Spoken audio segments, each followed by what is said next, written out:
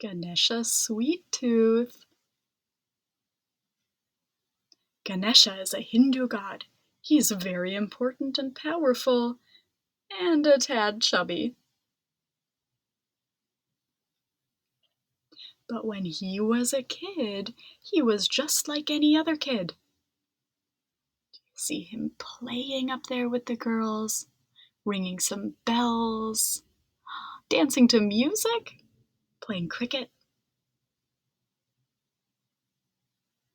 Except that he had an elephant's head and cruised around on a magical mouse, collecting fruit, rice, sweets, and other gifts from the temples in his neighborhood.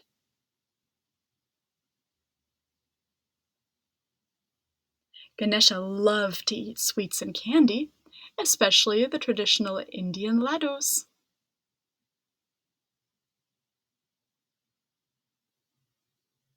His best friend, Mr. Mouse, could eat only one at a time, which was okay by Ganesha. He didn't want to share all his laddus. Squeak! One day, while Ganesha and Mr. Mouse were out looking for sweets, they discovered a new kind of laddu. Ah, the Super Jumbo Jawbreaker laddu! Ganesha snatched up the shiny treat and was about to eat it right there on the spot. Wait! Squeaked Mr. Mouse. Don't eat it! It's a jawbreaker! It'll break your tusk! But I'm a god, said Ganesha. I'm invincible.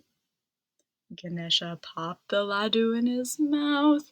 He bit down, and snap! Squeak! Oh no! Mr. Mouse yelled.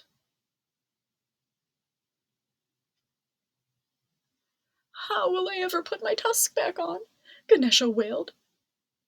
Ganesha was very clever and tried all sorts of ideas. What if I tie it on with string? What if I stick it on with glue?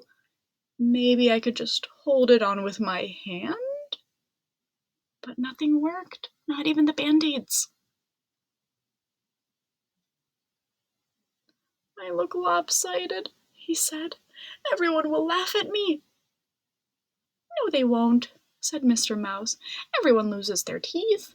And besides, you already have an elephant's head, and your friends still love you.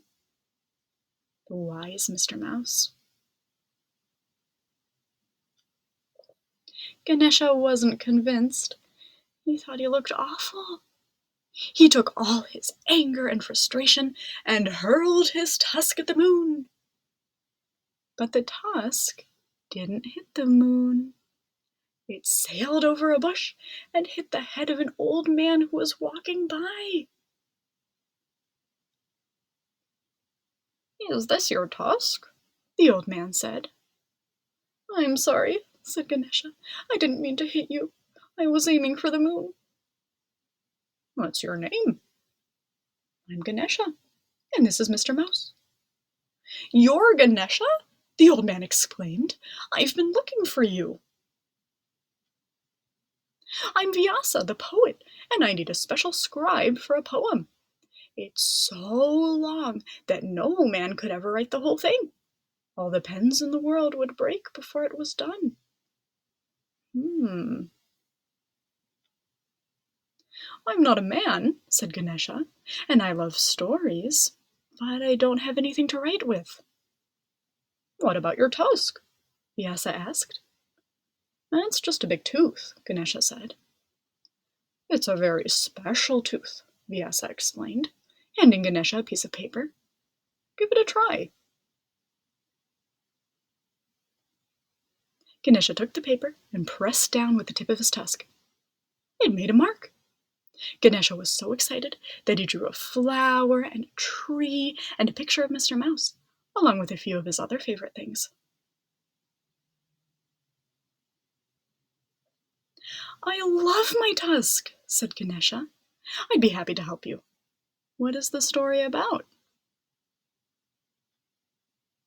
The beginning of things, said Vyasa. It's rather hard to sum up. It's called the Mahabharata.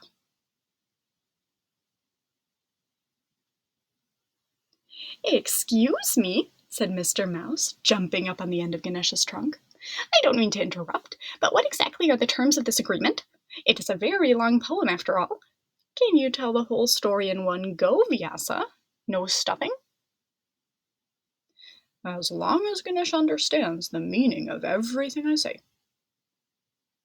Can I eat sweets while I write? Asked Ganesha. As long as you don't stop writing, said Vyasa. Ganesha and Mr. Mouse agreed. Let's begin. As Vyasa spoke, Ganesha put his tusk to the paper and began writing. Soon he forgot all about the super jumbo jawbreaker laddu and how funny he looked. He even forgot about the sweets he wanted to eat. Long ago, Vyasa said, there lived a very brave king of Hastinapur. One day, when he was out hunting, he happened upon a beautiful woman sitting on the banks of the Ganga River. Wow, look at all those pictures.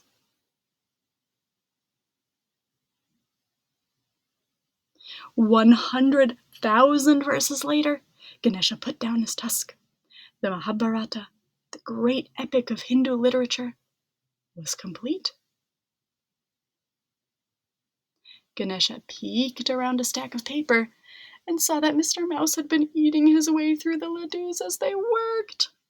The poem had taken a very long time. But Ganesha was happy to see there were still a few left for him and his friends. The end.